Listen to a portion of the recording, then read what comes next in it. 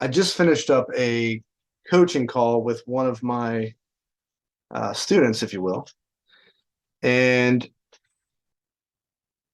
because one of the challenges when you're sales training someone in the health and fitness industry, specifically when it comes to, in this particular case, it was personal training sales.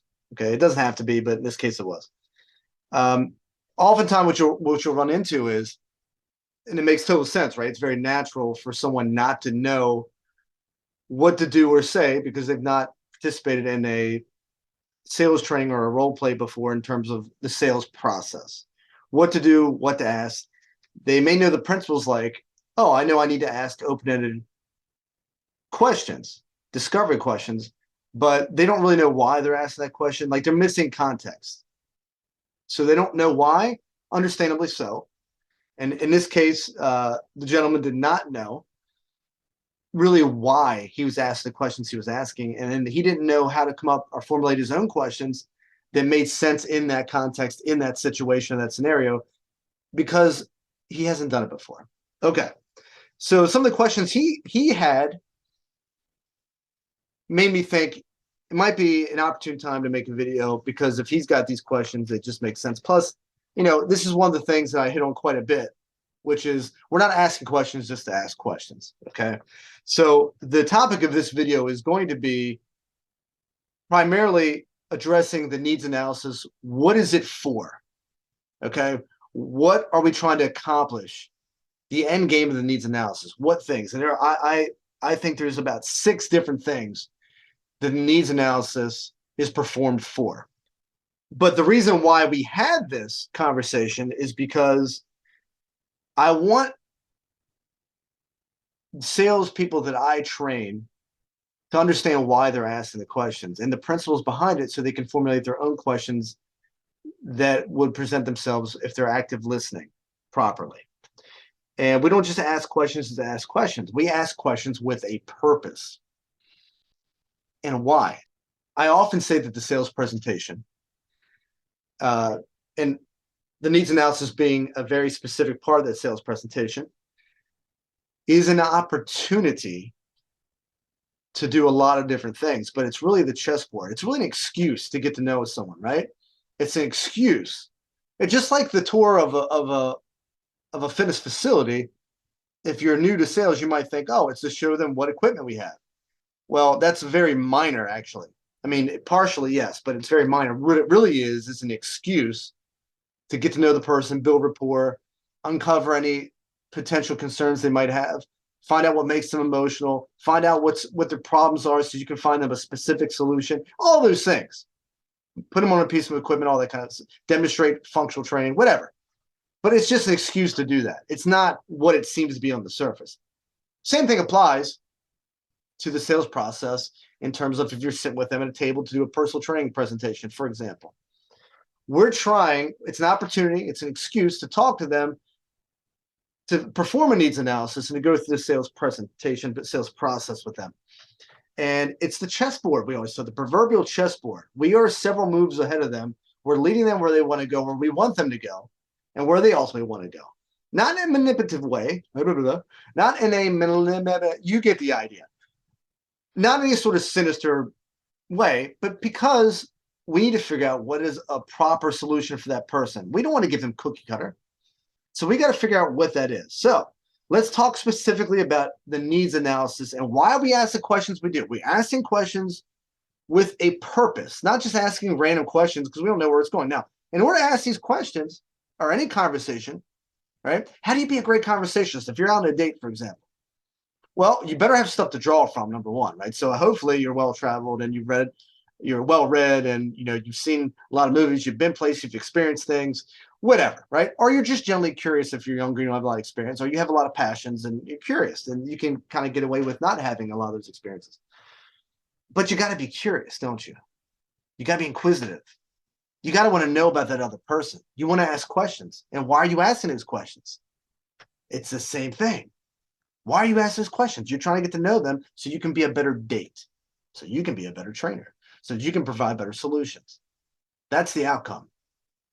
But we're process-oriented in getting that outcome. We're not results-driven. We focus on the process. Results take care of themselves. Using the dating analogy, who are the best dates? Who are the best conversationalists? Aren't the people who are generally the most curious, who are asking the best questions, who are allowing you to talk, who are asking really interesting questions, and then they can relate back to them? Because isn't that what it's about? Relating, building rapport, and relating. Now, what skill set does that require? It's not just promoting, right? It's not just asking questions, just haphazardly asking questions. It's with a purpose, isn't it? Now, the only way you can do this properly is to be a great active listener. Now, if you haven't watched the video, the supplemental video I put up on here, and I have it in the coursework as well, the supplemental video about active listening and the listening in general, video, watch that, because those are skills that's going to require. I think it's like a 10-minute video or something. It's the same skill set that's going to be required in dating or building relationships in general. If they're going to give you the clues, the person that your dance partner, if you will, whether it's dating, whether it's a sales presentation, are giving you clues of what to ask them. You ask them the question, they're going to give you information, and that's going to spawn more inquiry, because it's like, oh, interesting. That's more information I got. Now I have more questions based off of that. And you're going to lead them to where they want to go anyway. They're going to give you the information that you need to sell them if you ask great questions. But you got to know what to look for, right? And you got to know what questions to ask. And you're not just asking them just to ask them. It's with a purpose. Now, we can get into more specific questions and why we ask these questions in a different video. But what we're going to do here is we're going to address, generally speaking, the purpose of the needs analysis and why you're asking the questions that you're asking.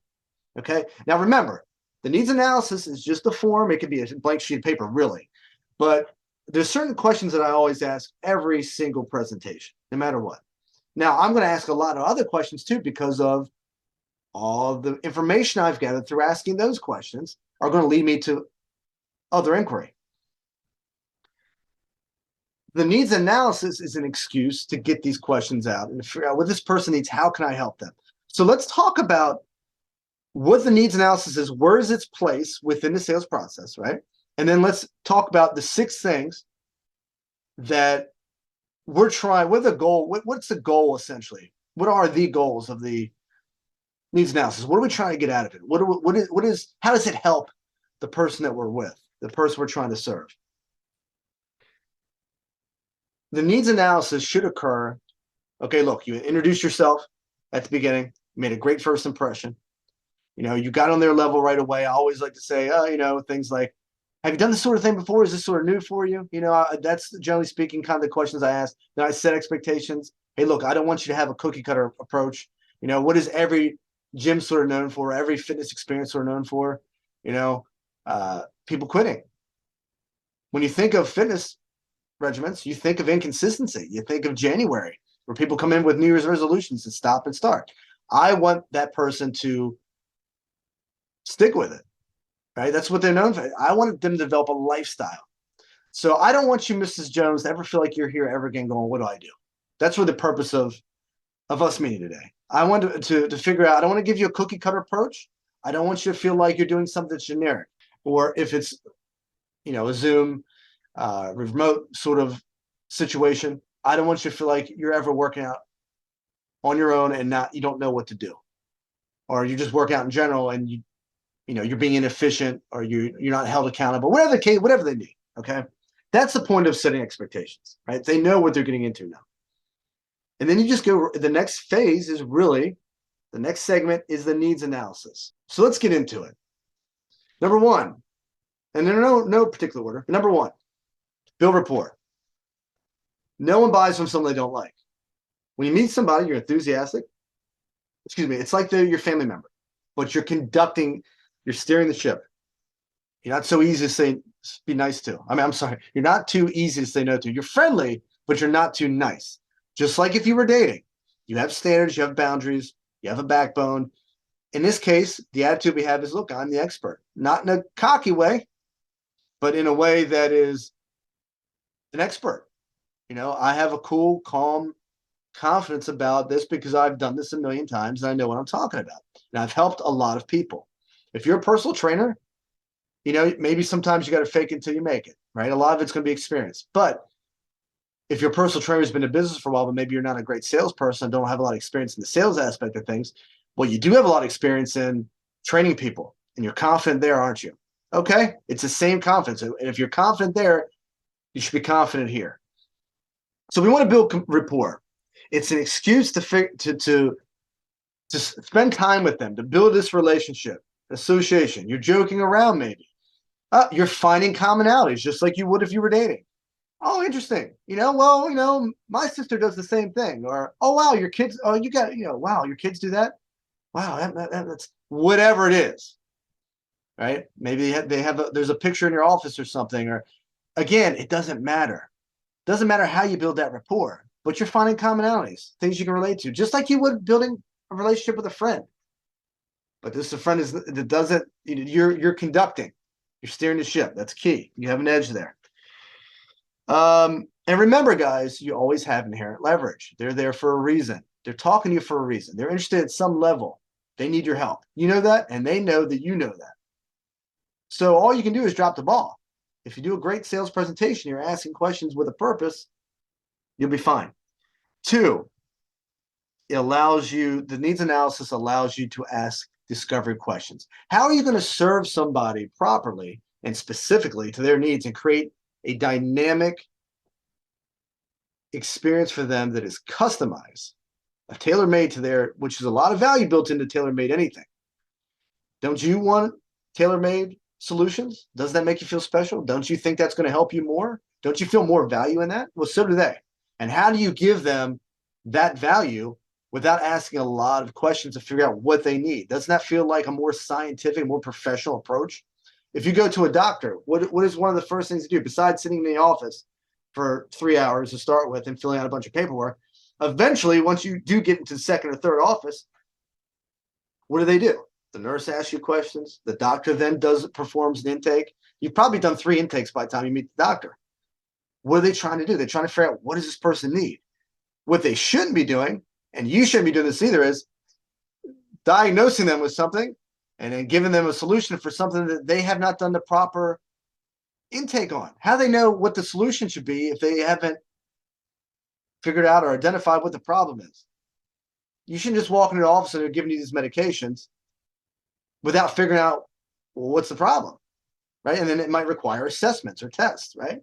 But a lot of it's going to be asking questions, discovering, what does this person need? What is their problem that I'm trying to solve? 3, you're trying to figure out their specific goals and solutions, right? I guess I just kind of hit on that. But what is are they trying to lose weight? Are they trying to get more energy? Most of the time, it's a conglomeration of a bunch of things. It's not just one. But what you want to do is pinpoint it to something very specific. Really, it's not about weight for most people. It's about body composition, right? Adding lean muscle, burning body fat. And then you can take it where you need to take it. Functional training, focusing on body composition rather than just weight. Strength training for a lot of these people, building muscle, they'll help lean them out. A lot of these people don't know that. They think it's cardio. So there's a lot of myths out there. So again, how do you get to that? How do you find out where they're operating from or where they're starting from? Questions. Again, we're asking with a purpose to figure this out. We're not just asking just to ask. So very specific questions are, for example, are there to find very specific solutions. I want to know, Mrs. Jones, if I'm asking a question about their goals, for example, it's one of the first questions we're going to ask in the needs analysis is, for example, I'm not going to just ask them what their goals are. So what are your goals?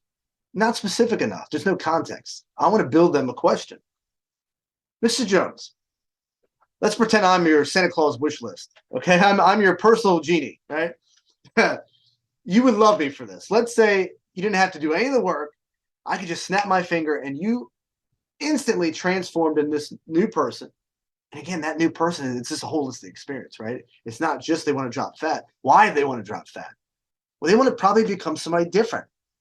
Maybe a more dynamic person, more well-rounded. It's very rarely on the surface. Dig a little deeper.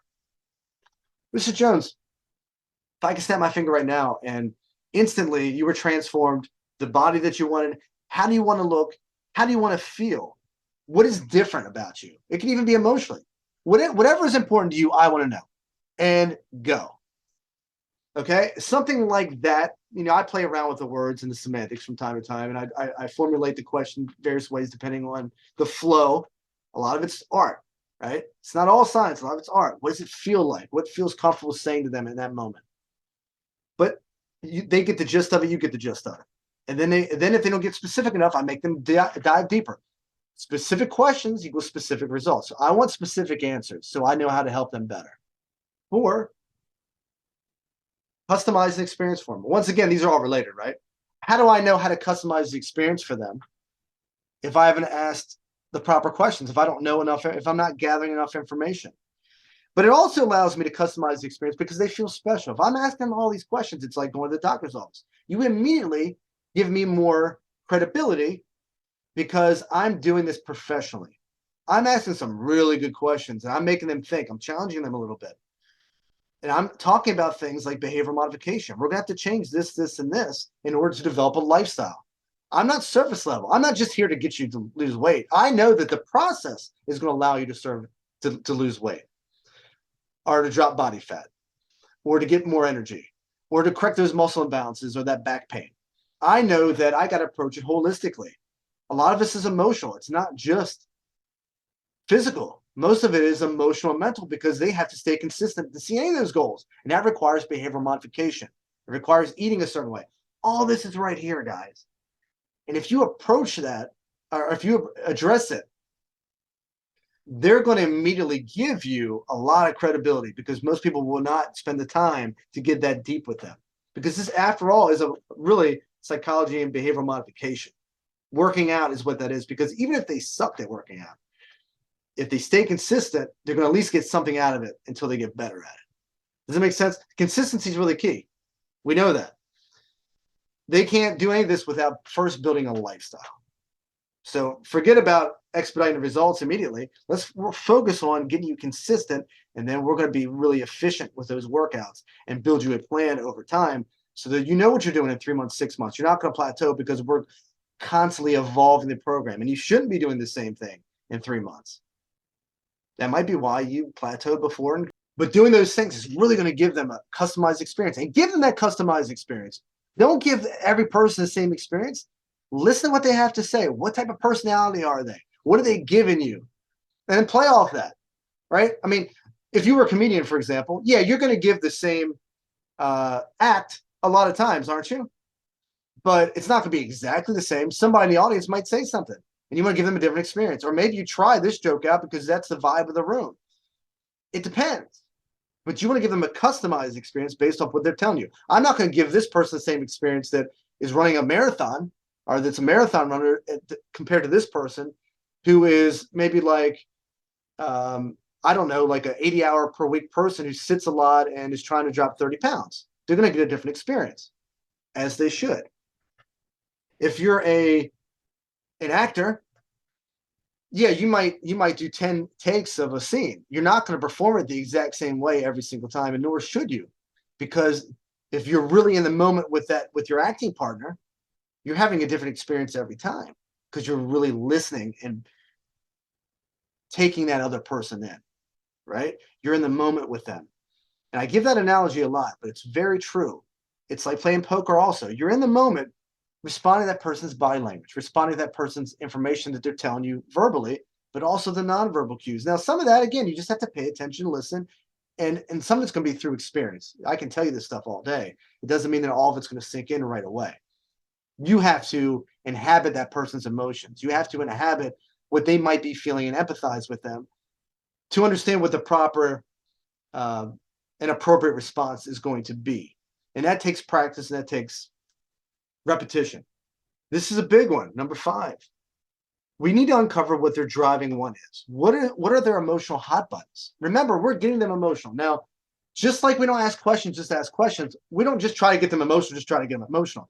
The process will take care of itself. If we're asking great questions and we're talking about their goals and why it's important for them, that's why that driving one question is so important. And I ask it every single presentation, no matter what. Mrs. Jones, let me ask you this. Obviously, you're a motivator. You wouldn't be sitting here.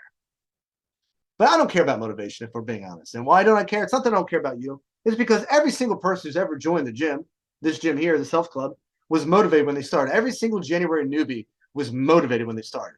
But motivation is kind of weak, isn't it? It's like the internal language is something like, I want to. It'd be nice if, right? Those people typically stick with it. Not my experience. right? 50% of people are going to quit the gym within like 3 months.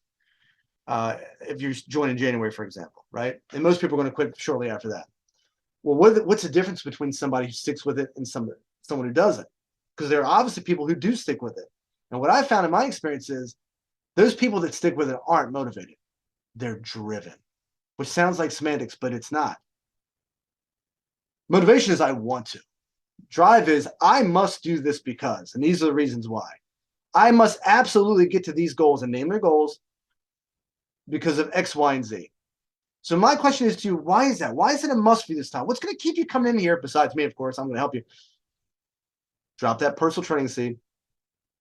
But what's going to keep you coming in here when you don't feel like it sometimes? Because you're not going to feel like it every time. And those people who are motivated, as soon as something comes up, a roadblock, inconvenience, those people quit. But people who are driven, they say, oh, this is tough, but I stick with it because they can lean on it emotionally. They have a strong enough reason why they're doing it to create action in that moment, to take action. Nope, I'm tired from work, but because of this why, this drive, I'm going to take action. I'm not going to put it off until tomorrow. I'm going to do it today because I know what's going to happen. I know I need to establish a lifestyle, and doing it consistently over time and taking charge of that emotionally is what's going to get them to stick with it consistently and thus build the foundation of a lifestyle. And once they build that lifestyle, then they're going to stick with it. That's ultimately what we're trying to get to, right? So that's where you have that conversation. What can you lean on, Mrs. Jones, emotionally? It's going to get to take action when you don't feel like it sometimes. Why is it a must for you? Great questions there. Emotionally charged questions, and make them talk about it. And if you feel like it's not charged enough, they're not giving you a good enough answer, and I'll even follow up with, okay, you said because you're tired of looking like this. Great. That sounds like pride to me. People who say anything about pride, usually they'll stick with it. Or anything about lifestyle, usually they'll stick with it. But do you feel like is that enough to help you stick with it? And if it's not, we got to find something that is. No, I'm going to stick with it this time, and that's going to be enough. I've made up my mind. Great. But if it's not, we have to find something that is emotionally charged. Don't have to make it a secret. It is emotion. Now, that's one very specific question that you asked to make them emotional. But that aside, all these other questions are going to do it anyway. Because why? Selling is talking about fitness, having a discussion about fitness. Just having that discussion about their goals and why it's important for them in general, and going through the sales process and asking all these questions is going to get them emotional anyway. You don't have to like go out of your way to make them emotional. But when you have the opportunity to hit that emotional hot button, bring it back up again. If they said it was their kids and being a good example for their kids, great. Bring it up 2 or 3 more times. And that way, Mrs. Jones, when we do these things over time, it's going to give you an opportunity to really show your kids that you are setting the example, because we're going to have to do this consistently. I don't know, whatever. Just bring it up again. Hit that emotion. How are you going to feel, Mrs. Jones, when, your kids see you demonstrating that on a daily basis and you drop 10 pounds? You had the control over your mind and body consistently. You had the discipline to pull it off. That's going to set a great example for them, isn't it? Again, I'm just using that as an example, but you can always take it back to hit that emotional hot button over and over and over. And that's one of the opportunities that needs analysis. That time and conducting that needs analysis will provide you an opportunity to hit that emotional hot button over and over again. Very important. Last but not least, we talked about the proverbial chessboard and what this is. It is that chessboard, and we have to be steps ahead. We need to identify any of the 4 concerns that they have during this presentation that needs analysis. And these questions are going to uncover, it's going to dig these things up. Sometimes you have to read between the lines as a salesperson. They're not telling you the truth right up front. Buyers are liars. Sometimes they're never comfortable with you enough to tell you right off what it is. So you have to read between the lines. But that being said, you have to identify what that concern is. Now, I tell everyone that I coach in sales, in terms of health and fitness sales, really in terms of any sale, really. I mean, there's 4 concerns: money, time, spousal commitment.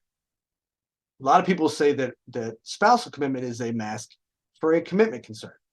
I will say there's only one true concern, which is commitment, especially in our industry. Because if they're committed to doing it, are they going to eat better? Which means they're not going and eating out 5 times a week, which means price is not going to be a concern. If they're committed, and commitment just means they've made it a priority. When you make someone a priority, do you not spend time with them? When you make a material item a priority or a service a priority, do you not spend money on it? People spend money and time on nouns, people, places, and things that they prioritize, that they find value in. So if you've done a great job of displaying value and building commitment and have these conversations about lifestyle and helping them understand that working out is a commitment, that's fitness. You're selling on fitness, commitment, and value. They're going to sell themselves. And then time is not going to be an issue for them because they're going to make time for that. Money's not going to be an issue because they're going to make money for that. Same people who say they don't have enough money, suddenly find it when they find something, a pair of shoes that they like or whatever, or they'll throw it away frivolously. For them to having a hard time on something that they prioritize in that moment. A lot of times it's an emotional buy, isn't it? They buy what they're emotional about. So you get the idea. So you have to smash all those concerns, but really it's the commitment concern, which hopefully if you do the sales process correctly, you're going to take care of all of that anyway, and you won't have a lot of things that you have to give rebuttals to at the end. But it allows you, that needs analysis allows you time, and it allows you the opportunity to identify the concerns that they may have, even if you have to read between the lines to do it. Overcome that, crush it, right? Without having to say, that's what I'm doing, I'm crushing it. And moving on.